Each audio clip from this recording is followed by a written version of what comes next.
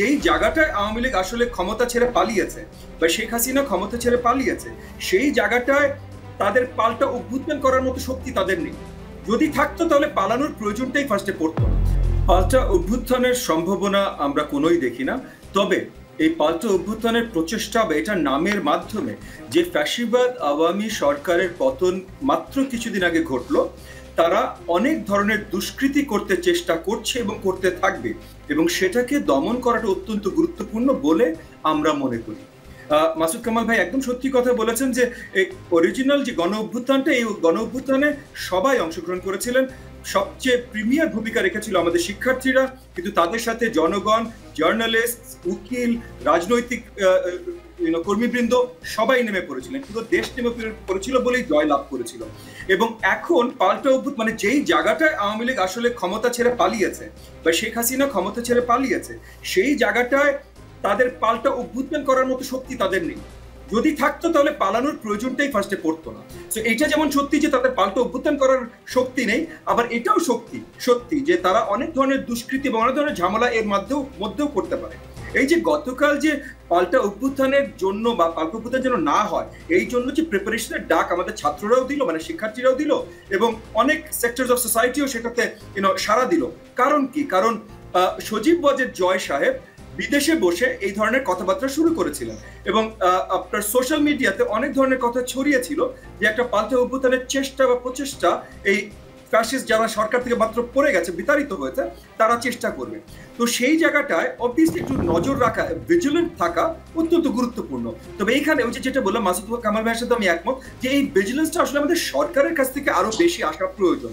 এখানে অবভিয়াসলি সরকারের দিকটাও যদি আমরা দেখি, তারা হঠাৎ করে একটা গণ অভ্যুত্থানের মাধ্যমে নতুন একটা সরকার গঠন হয়েছে, যেই সরকারটা কোনো কোনো ডিসিপ্লিন স্ট্রাকচার প্রসেসের মাধ্যমে আসেনি, হঠাৎ করে এসেছে।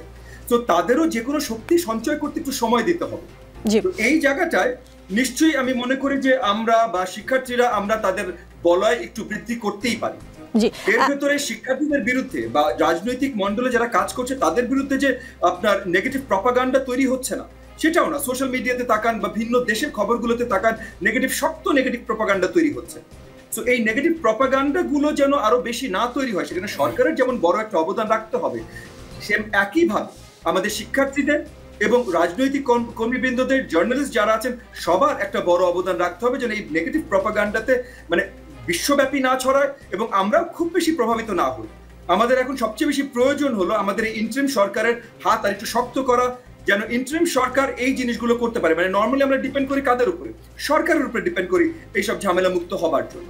অবভিয়াসলি অত্যন্ত দুঃখজনক যে বঙ্গবীর কাদের সিদ্দিকী সাহেব বা রোকেয়া প্রাচী উনাদেরকে ফিরিয়ে দেওয়া হয়েছে। ঠিক আছে, এটা অত্যন্ত দুঃখিত, মানে বা উনাদের সাথে কোনো ধরনের হয়রানি সৃষ্টি হয়েছে, এটা অত্যন্ত দুঃখজনক। বাট একই সাথে আবার আমি একটা জিনিস মাসুদ কামাল ভাইয়ের সাথে একটু ডিফার করব, যে যেই ফ্যাসিস্ট সরকারের লেগেসি 15.5 বছর ধরে তৈরি করা হয়েছে এবং যেই লেগাসির নামে 18 কোটি বাংলাদেশিদের ভুল বোঝানো হয়েছে, ভুল পরিচালনা করা হয়েছে, সেই লেগাসির কোনো অংশ এই মুহূর্তে যদি আমরা বাতাস দিতে সহযোগিতা করি তাহলে সেটা ভুল হবে।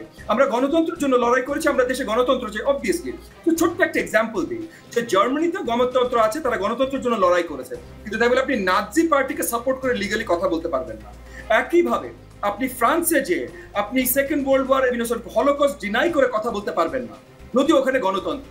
তো একইভাবে আমি আমাদের দেশের কথাও বলবো যে আমাদের গণতন্ত্র আছে, সবার গণতান্ত্রিক মানে প্রত্যেকটা অধিকার যেন প্রতিষ্ঠিত থাকে, তার জন্য আমরা কাজ করছি, তার জন্য আমরা অনেক জুলুম সহ্য করেছি ভাই, তার জন্য আমরা এখনো যুদ্ধ করে যাচ্ছি এবং সামনে করবো।